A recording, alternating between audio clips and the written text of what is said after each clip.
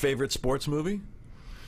Yours. I got to take mine out of it, but that would. Oh, really? I would put yours... I would because it's just because you can't. Right. Bull Durham's a really terrific movie. Oh, it's a terrific movie. Favorite baseball movies would be that one. Although I don't tend to watch when I'm done.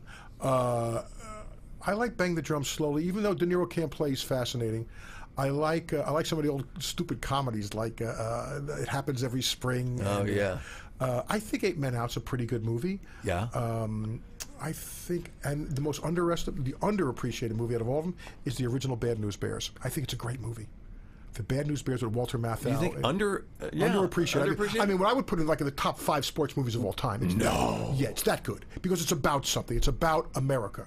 It's when Michael Ritchie had that great run with Downhill Racer and The Candidate and the Bad News Bears. He was talking about America and Smile. Did you ever see Smile about the beauty pageants? That's a great one. That's a good movie. But he was in that whole satirical thing. The Bad News Bears is about. Don't you remember the whole thing about the parents and the, who got the uniforms and who got this? And Vic Morrow plays the guy about. And that was, and the kids were kids. It wasn't like the cleaned up version like they did with Billy Bob Thornton recently.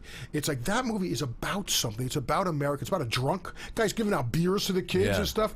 It's about something, the Bad News Bears, which I like. Hoosiers? Hoosiers is a good movie. To me, it's a little bit by the numbers, but what makes it work is Hackman. Hackman brings it to, and Hopper. They bring it to a level. I mean, you never know. Ron Sheldon and I have a discussion all the time about sports movies. Why most sports movies don't work. And it's when they don't come down to the big game. Don't come down to a big game because there's always the big game. Yeah. The ones that work really are Requiem for a Heavyweight doesn't come down to a big game. The Hustler doesn't come down to a big. Although there's a match. There's a match, yeah. But it's not really about that. The Bad News Bears does have a big game, but they lose. Yeah. Rocky is a big game, and he loses. Yeah. Bad News. Bull Durham doesn't come down to a big game. Bang the Drum Slowly doesn't come down to a big game. Right. 8 Men Out doesn't come out to a big game. Good point. The ones that are about character, the ones that football, North Dallas 40s, Heads and Tails, and Bryan song. You know what I'm saying? The original Bryan song is a great. That's actually a TV movie originally. Yeah, it was a TV movie. I remember that. There's not the toughest sports. It's tough to do stuff like golf and because boxing's the best because it's cinematic. It's you got two guys in the ring, one's up, one's down. You know, that's easy. Baseball is okay because you see people's faces. I don't know if there's ever been a great basketball movie. I like Hoosiers, but Hoosiers. I like... Football. My taste. A good North Dallas 40s, Heads and Tails above everything, and Bryan's song. I mean, I'm not a big. Even though I like them and I'm a sucker for the Rudies and stuff like that. They're not really great. Again, it's like you see what's coming a mile away. Yeah, you know. Yeah. Right. So with that, but I like The Hustler and Requiem for a Heavyweight. Yeah. I mean, those two are they're about character. Yeah. Those are big time character things. Yeah. You could do The Hustler. You could do The Hustler. That would be fun. Yeah. I mean. He was younger than you. He was a little younger than me. Newman. Another great Western, although it's funny. I thought you wanted me for fats. The interesting one, I always talk about Westerns, sometimes I used to pinch hit for Dennis Miller on his radio show. Yes. So Dennis is a very conservative radio show host. Yes, I'm not. So I knew what his audience would like those. So I'd say, let's talk about Westerns, because I love Westerns. And people would come up and call up with Westerns. And they'd come up with Wild Bunch and, and the Searchers and all the... One of my favorites is... The Big Country with Gregory Peck and Charlton Heston's great movie. Also, The Man Who Shot Liberty Valance. I love. I mean, look how Jimmy Stewart plays a young lawyer in that movie. He's 50. Yeah. You don't care. Yeah. He's just got out of law school. He's 50. But the one that no one brought up was interesting on the... Red Rock? No, you know what they never brought up on the conservative... And I mean, I was on for 3 hours. We heard no one brought up Butch Cassidy. And I realized, well, that was in the war. That's 1969, 1970. I could see where people, they didn't, because of Newman and everything, they didn't bring it up because I think to the conservatives, remember, you got the songs in the middle of the show, you got all this stuff. Yeah. But I'll tell you, when I watch Butch Cassidy, I think it's a great movie. It's a great movie. I think it's a great film. I mean, it really is. I mean, those two guys together. I mean, they never did another one. It's a shame. And yet, because they didn't, we cherish that Butch Cassidy and the Sundance Kid. Yeah, so. I know what you're saying, but I don't buy that. I'll tell you why. Do I like The Godfather 1 and 2 any less because Godfather 3 was made. I mean, that's a terrible movie. And I don't, but it doesn't bother. It's like Rob Reiner says, it didn't exist in his mind. It's like Michael Jordan playing for the Wizards never existed to him. Yes, it didn't. Yeah. Right, it didn't happen. It didn't happen. Right, I so that's why. to believe it. So that's why when somebody makes Godfather 3, it doesn't take away my love of Godfather 1 and 2. It does, but I think some people would say it tarnishes the overall idea of it. That's legacy stuff. That's why people always talk about LeBron. He's not going to have Michael's legacy. Well, how come you're not bringing up the Washington Wizards when you talk about Michael? It doesn't. It's like bad movies. They go away. They do go away. That's why I'm sorry I said no to a lot of projects. To a lot of bad movies. Yes. Yes. I had this thing when I was doing Batman, a true story. I'm doing Batman in London, and my classmate in college was Dennis Quaid. Dennis and I were classmates. Yeah. Me, Dennis, and Brett Cohen. You know Brett, don't you? I know Brett, yeah. You from You're Off to the Moon together? You guys? Yeah. So Brett, the three of us were classmates in college. So they asked how I got there. How the Jew from New Jersey got into the Texas because Houston accepted me, and it was during the war. I had to go somewhere. So the three of and Dennis was doing Great Balls of Fire in London at the time. So when I was shooting Batman in London, I got together. I was offered a movie, and it was dreadful. The script was terrible, and at least I thought so.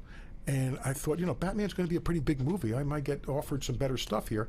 And I said to Dennis, "What should I do? Should I do this bad movie?" He goes, "Yeah, go ahead and do it. I wish I had done 5 more bad movies." And I at the time I said no, or something happened. I didn't do it, and I think that's a big mistake. What was the movie? A Problem Child. Yeah, it was. It read terribly on this page. I mean, it was.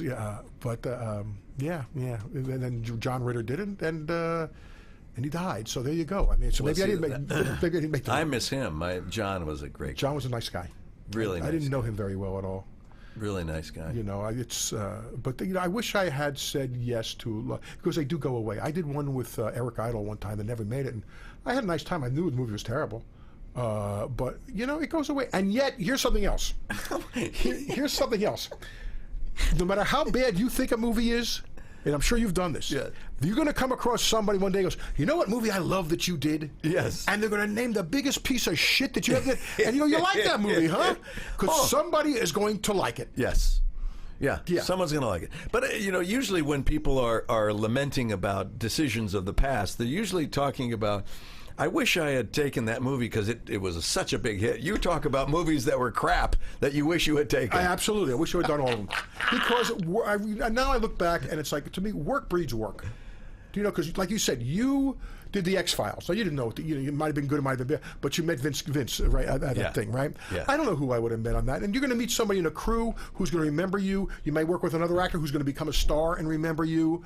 But you grow up and you make bad decisions. But don't you think in some aspects that if you take the time and energy to devote to something that you have a strong feeling is going to be a bad story, isn't it like, okay, I guess I'll go out with this girl because I don't have a date. And you go out with this girl, and while you're out with her, you see the one. That's something. And it's like, oh, I can't. Yeah, you know what? I'll see her tomorrow. Nope. It's now or never. No, but as an actor, see, I never thought of myself, I guess, even though trained and stuff like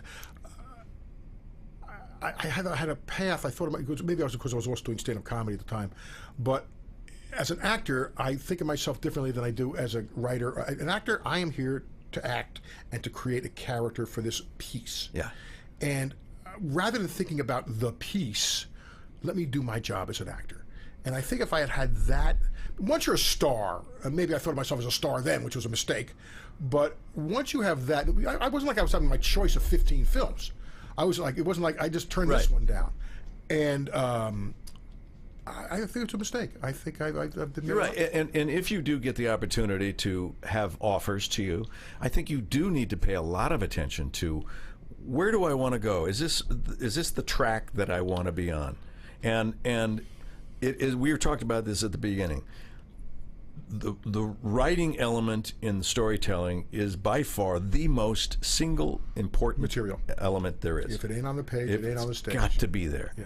And if you read it and it resonates with you, it doesn't mean that it's going to be successful. How many times do you get that question? Hey, did you know Bull Durham was going to be a big hit? And you go, no, we don't know that. All we know is that we believed in the story, it moved me, and we put in our best efforts. We try and see what happens. And there's so many things that can go wrong. You're only as strong as your weakest link. Yeah. And certainly that could happen. I asked Jack Nicholson that question, how he chose parts. And he said, filmmaker, director, the whole package. So is that your Jack Nicholson, by the way? Is that your impersonation? That was one of them, yeah. Because that's really bad. Well, I wasn't really trying so hard. I was once at a party with Jack, and the girl came up to him one time and said, "You want to dance?" And Jack went, "Wrong verb." You know who's a good filmmaker? My college roommate. Believe it or not, my college roommate. You ready for this one? Yeah. Was Julian Schnabel. Oh yeah, yeah. Oh my God! Did you ever see the Diving Bell and the Butterfly? Diving Wow! Bell. There's an article he wrote today about Hector Babenko. That he just passed away. Right, yeah. and Julian did a whole thing in the New York Times about him today. Yeah, I want to read that. He is. He's really good. But he's an artist, and he does a film every 10 years or something. But they've all been pretty good. Yeah, they've all Basquiat and the one with Bardem, Before Night Falls, and especially the Diving Bell and the Butterfly was a phenomenal film. It is. Jack was based on filmmakers more, and directors, and also, but then he'll do stuff because Jack doesn't work with too many. So I can't remember the last time Jack worked with a first-time filmmaker. That does not happen. And he's retired now too. Right? Pretty much too. I think he might. I think he is. He hasn't died. Last time he worked was with Jim Brooks, I think, in that film. Mm-hmm. So anyway, so hopefully, and what else I see you coming up with lately in the future? What are you signed to do or something like that? Let's see. We have The Infiltrator that's out now, right? And I have a book. I have a book coming out in October. Biography? Yeah, it's a autobiography about the short stories in my life, all the stories that I've accumulated that have actually happened and finally got it onto paper. And so it was very cathartic. I really. What do you have a title? It's called Breaking Not So Bad, or what? Breaking Not So. It's called A Life in Parts. Okay. And it comes out in October, and it's really exciting. Who's the publisher? Scribner, Simon and Schuster. That's great. Yeah. That's fun. Yeah, it's really good. So I'm looking forward to that coming out, and I'll do the tour on that, selling the book and that sort of thing. So.